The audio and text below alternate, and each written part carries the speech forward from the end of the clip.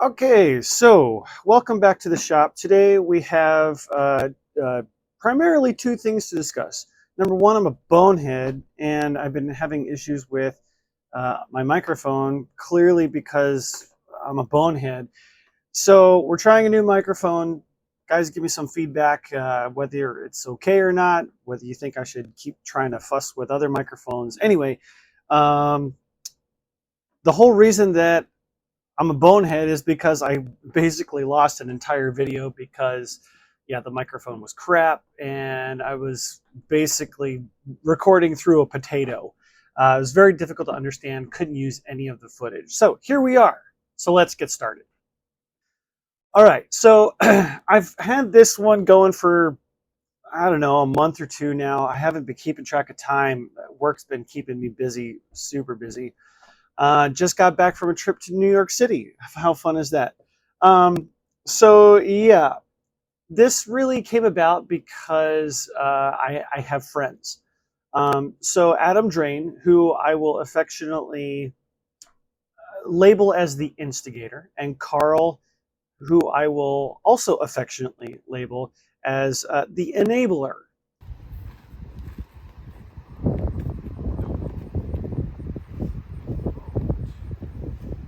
So Adam had this airplane. Actually, 7 years ago, I came across this airplane. It's a 1/4 scale O1B Falcon. Now this is a Curtiss aircraft, and you can sort of akin think of it as a predecessor to the Curtiss P6E Hawk. It's a lot of people are probably more familiar with that subject. The Falcon is a much less well-known subject. Um, but okay, so I'm gonna start the time lapse here and try to go over some things as the time lapse goes, so it's not just a talking head. So it's the plans for this airplane are from Bill Effinger, and Bill Effinger's WE Technical Services giant scale model airplane plans, El Paso, Texas. They're still up and running. WETechnical.com. So the plans are from that. It's designed as a 1/4 scale Falcon A3. But it was built as an O1B. So that means 114-inch wingspan, massive, massive airplane. Um, to clean this airplane, it came to me absolutely filthy, but literally decades worth of dirt and grime. Just used a mild dish soap in water with a cotton cloth to knock off the majority of the dirt and as a mild degreaser. Followed that with Simple Green to really clean stuff up, and then additional cleaning where stuff clearly was stained. I used a magic eraser, and now magic eraser I had to use wet because it is sort of like an abrasive pad or like a wet sanding kind of deal. So do small spots first to see how the model accepts it if you're going to be using this same sort of technique.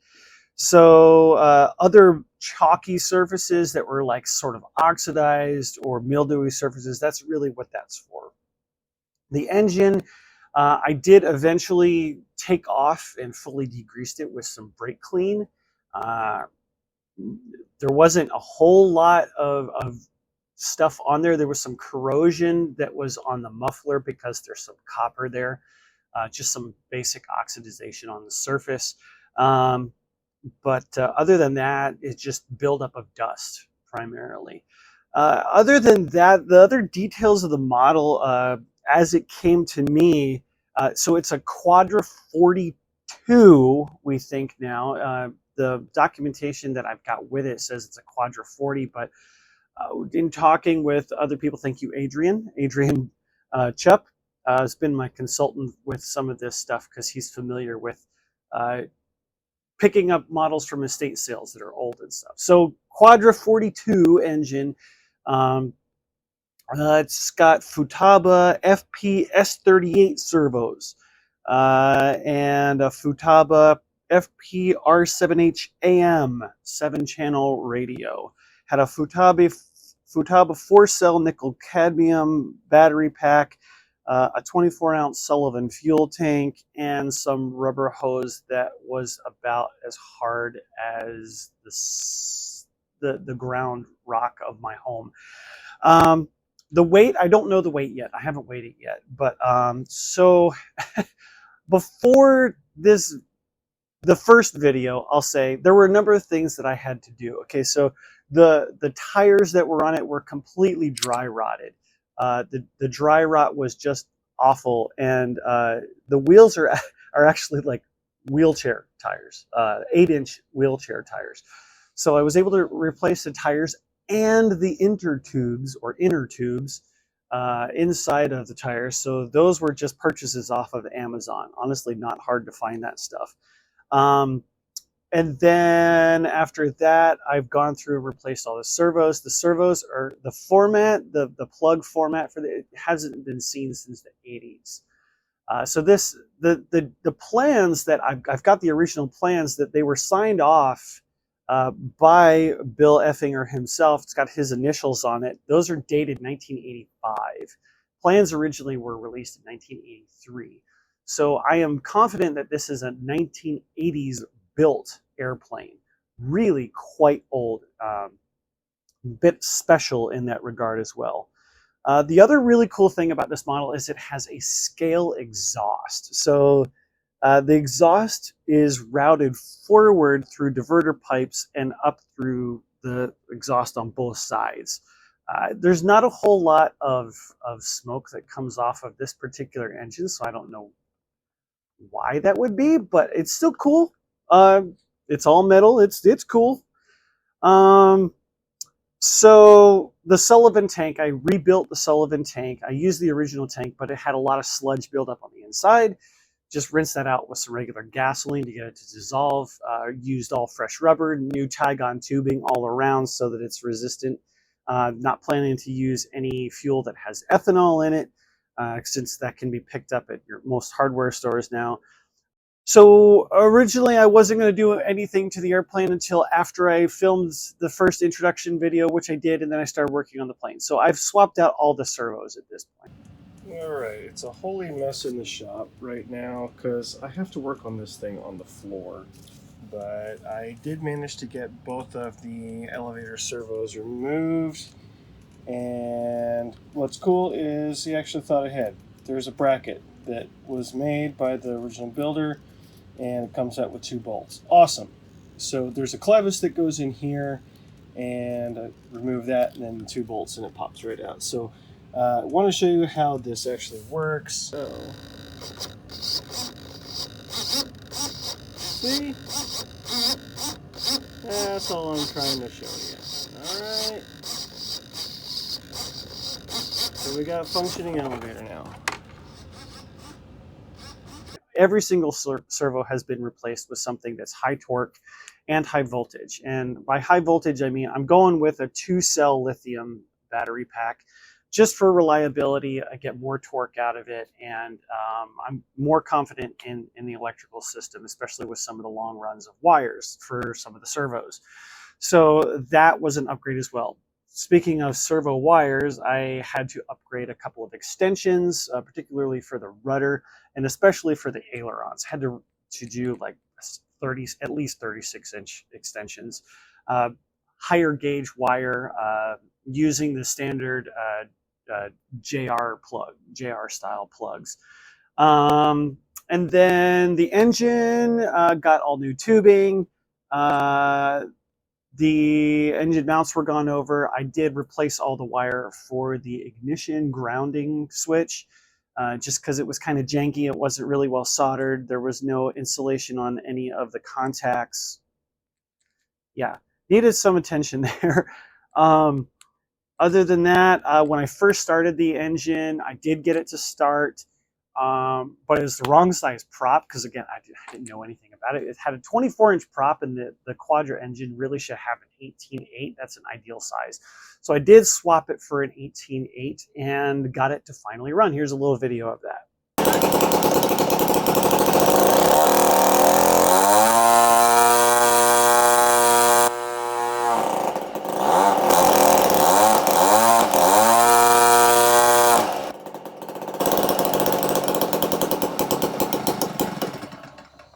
what needs done to this model? At this point, all of the major infrastructure has been gone over and replaced. The landing gear is solid. The wings are solid. There's no major cracks. There's no major damage on anything on the airplane. I even went so far as to look at all of the hardware, the mounting hardware for like the control horns and everything like that. Anything that was questionable, like rusty or whatever, I've replaced with RTL Fasteners stuff. I highly recommend you guys check out RTL Fasteners. They're a new sponsor for the channel.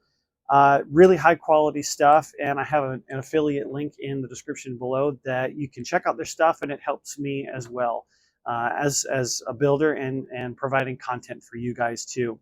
There is one semi-major repair that needs to be done, and that's in the form of one of the cabane struts that got broken in transit.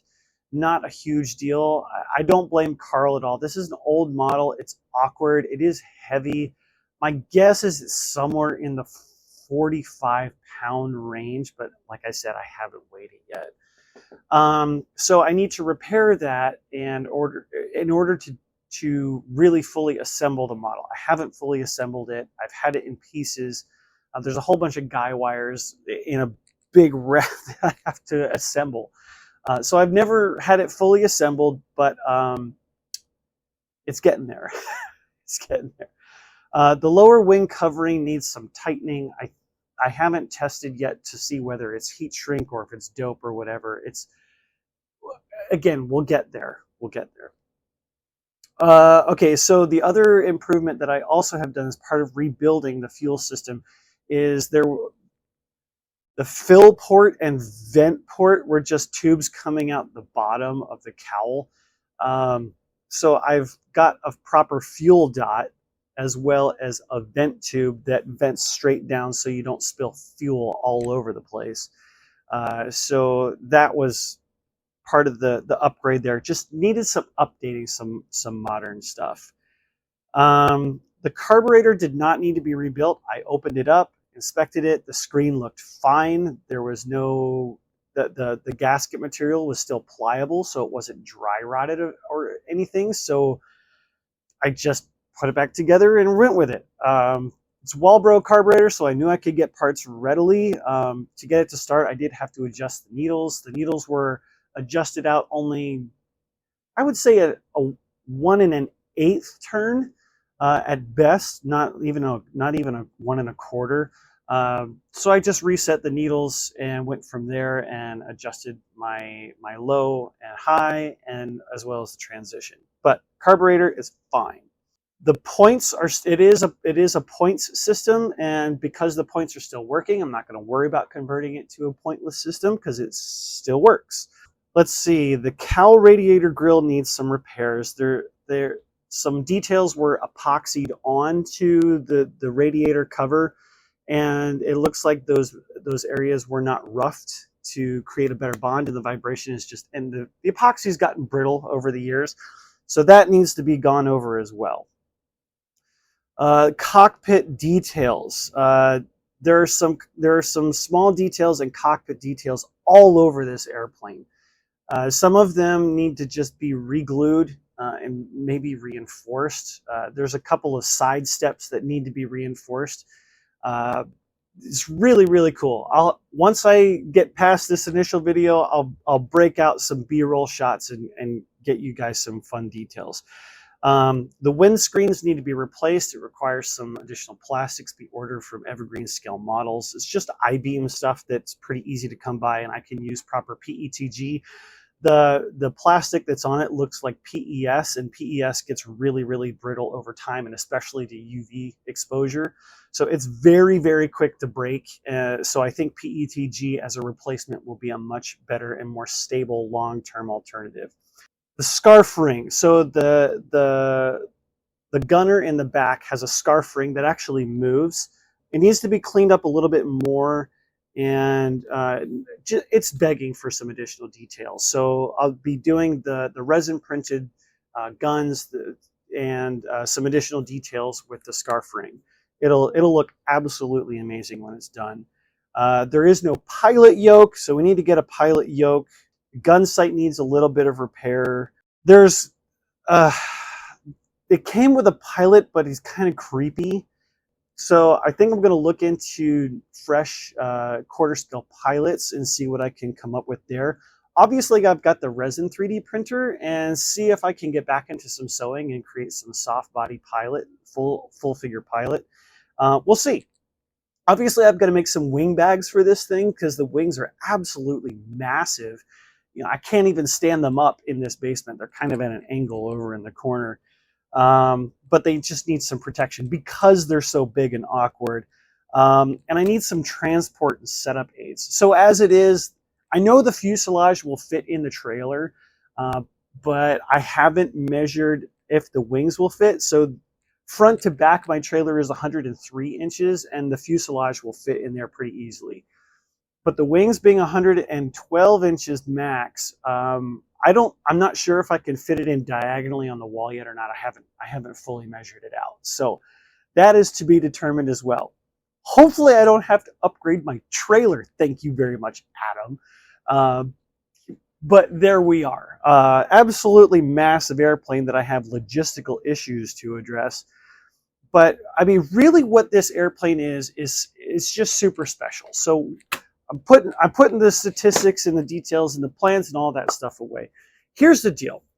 Those who know me know that I am an avid geek about Curtiss aircraft. My favorite airplane is the Curtiss SB2C Helldiver. I'm only just now building a small version of it because it's my unicorn, unobtainable creature, impossible to catch, as they say.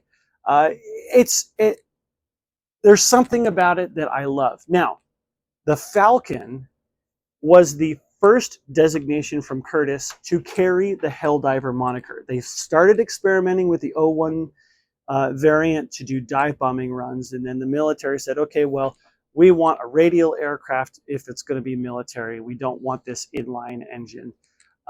So there were some modifications made to create the Helldiver and military version.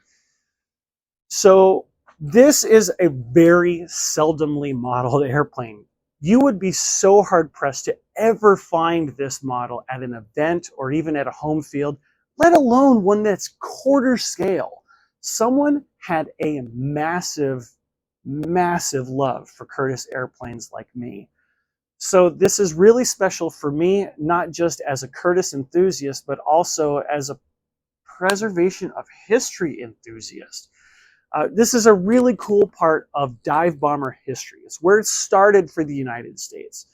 And I'm really honored that Adam would reach out to me to find a new home for this airplane. Now, I did buy the model. So for those of you who are curious, I'm not going to disclose that because I'm sure Adam got me the friends and friendly discount for this. But he just wants to see it fly, and fly it will. But I'm going to take my time. I'm going to do it right and make sure that this is a reliable airframe. It's the largest model I've ever done. So I'm going to stop talking. I'm going to get back to work. And so should you guys. Until next time, keep working on your giant and historically important flying works of art.